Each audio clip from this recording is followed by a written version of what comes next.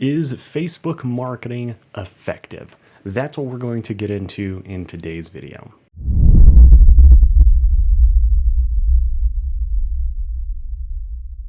Hey, what's going on? My name is Tim. I'm one of the co-founders here at Scary Good Marketing, and we help take the fear out of marketing and advertising your business using battle-tested strategies and creativity to bring you a better ROI. And today, I really want to talk about Facebook marketing and is it effective? Because realistically, with everything going on between the changes of Facebook, which is now supposedly going to be Meta under the big umbrella brand, and then as well as all of the privacy policies and things that are changing along the way in the advertising space. This is something that we have heard pretty much since the beginning of our company back in 2016, is it seems like there's always so many changes and people want to know, is Facebook marketing still effective? Now, this is not a yes or no answer because some parts of Facebook marketing and advertising are still extremely effective, while some other things that were effective even just a year ago are no longer becoming as effective. And that's really what I want to talk about and address in this video. Now, of course, if you haven't heard, there's so many things going on with the iOS update and privacy policy changes and those kinds of things. But really, the big thing is what parts of Facebook marketing and what marketing strategies are really not as effective. Well, number one, and this really isn't anything new, but posting on your social media account is not as effective as it used to be as far as going out and having the reach, being able to get customers and clients just by posting is no longer effective. But there is a caveat here. That does not mean you should stop posting on your business's page, because the reality is people still will go to your Facebook page, see the last time that there was a post. And I know that this was something that was really big, especially during the pandemic, where a lot of people did not know which businesses were still open, which businesses were still operating. And what they would do is they would go to your Facebook page, and if they saw that you hadn't had anything posted in a year, any of that stuff, they would assume that you were out of business. So that's really one of the big things, is we have to realize that posting is just a way to make people understand that you're still around.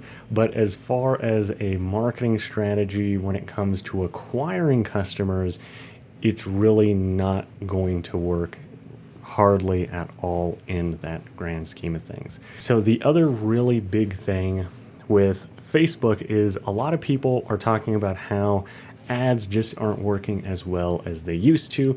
And right now, as of recording this video, we are going into the holiday season.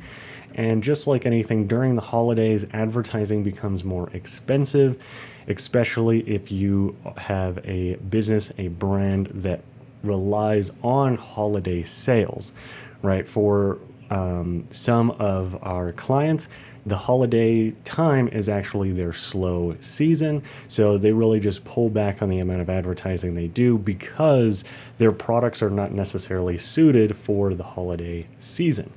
So that's really one of the big things, is you have to realize that based on your market, you may have fluctuation in your ad costs. Now, of course, there are a lot of ways to lower ad costs. And one of the best ways to think about this, and I think that this is kind of a different way of thinking about Facebook and Facebook marketing as a whole, and really their ad platform.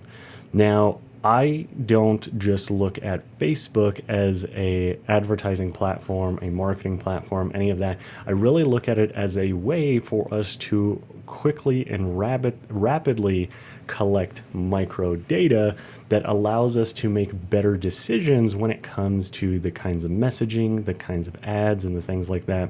Now, of course, as soon as I start talking about data, we are not talking about going and scraping data, breaking any of Facebook's policies, any of that stuff. We actually use the ad platform as a way to put messaging in front of our prospective buyers and an audience and see what resonates with them before we spend a lot of money on an ad campaign, because the reality is we need to validate the messaging or the offer we have before we go out and build anything else.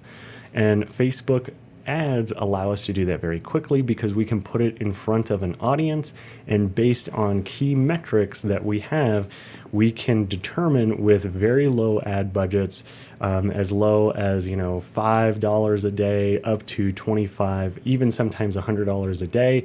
And really, we can run these campaigns for maybe a day, maybe a couple of days at most, and understand where our customers are kind of coming from, understand what messaging, maybe imagery, language, any of those things that are resonating the most with that target market. Then we take that data and that information and we craft maybe our offers, or we test a bunch of offers, and the one that's resonating the most, that's the one that we go out and run the ad campaigns with. And since we've already done some pre-testing and have collected some data and some information about our audience and what they're resonating with, our ad costs become lower because we've kind of gone out and done some of this upfront work. And it's not like in the traditional sense of always just A/B testing. There is a very specific way that we kind of do it, but A/B testing is part of it. Once you kind of find some of those winning offers, or you find some of those winning ad creatives. And that really brings me to the next thing, is really your ad creatives. Because here's the big thing, is back in the day, there were not as many ads running on Facebook. There wasn't as much marketing material. There wasn't as much on there. So you could get away with a not the best kind of ad, not the best messaging, and people would convert because it wasn't as saturated. Now what happens is if you post an ad and it really does not get traction, it does not get the clicks, the sales, whatever the metrics are that you're looking at, if it doesn't do that, it's because your creative and your messaging and your copy is really subpar, because there's so much messaging out there and maybe it just sounds now like everybody else. And that's why people that say they were good marketers, they really weren't good marketers. They were just there before a lot of people were there. And that's why you start seeing bigger production type ads, better sales copy, better products, better services, all those things, because that's really what it is we're moving and transitioning into a time where you are going to have to start upping some of the quality of the things, right? Whether that's your images, your videos, the messaging, any of that stuff behind your ad, those are all going to have to continuously get better.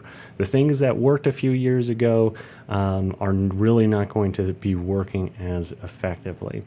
And that's why, to me, Facebook marketing as a whole is still very, very effective. And realistically, any form of marketing is effective. It just depends on how good you are at understanding those platforms. And the reality comes down to is how much data and information and testing have you done before you ever even launched a campaign, a product, any of those things, because that plays a big factor. That's why if you look at a lot of really, really big and successful companies, they will go and they will create 1, 2, 3 different commercials, and they will actually bring in a group of people and do testing on it. Test it, see how it works, does all that stuff. And then if whatever one resonates the most with the audience, maybe they'll use that for a Super Bowl commercial. It's very unlikely that they're going to spend all that money to put it on the Super Bowl and only go with the first idea that they have.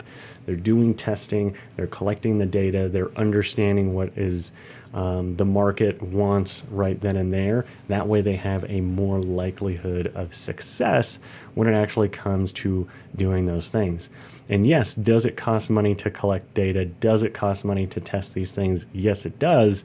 But the big thing is I want you to not think about ads in the sense of very black and white of I ran an ad, did it make money or did it not make money? You really need to be looking at it as what is the way that we can collect data as quickly as possible, right? Are you running surveys? Are you surveying your past customers? Are you going and testing different messaging? Are you going and testing different copy? Are you testing different headlines? Are you testing different images, videos, any of that stuff before you really go and spend a bunch of time building out an entire funnel, building out an entire sales page, or even building out an entire product? How much market research, data research have you collected to have an effective idea of how to actually market? And like I said, I think that this is going to be more apparent moving forward on all social platforms, not just Facebook. And that's really the big thing, is it is really going to be as effective as the amount of research you have done. So that's really the big thing that I want you to think about here when we start thinking about Facebook marketing and is it still effective? In the short answer, yes, it is definitely still effective. We just need to start looking at it a little bit differently, and you need to be looking at it more as a way to rapidly test and get data to help you make better data-driven marketing decisions and not emotional marketing decisions. So that's pretty much what I have for you in today's video. If you found this video useful or helpful, please make sure to subscribe here if you have not already. And if you would like to join our texting crew, where we send you a text message anytime that we have a new video just like this coming out, or anytime that we do a live, you can go ahead and simply text YouTube to the number right here and you will be signed up. And that is pretty much what I have for you. Thanks so much. And I look forward to seeing you in our next video.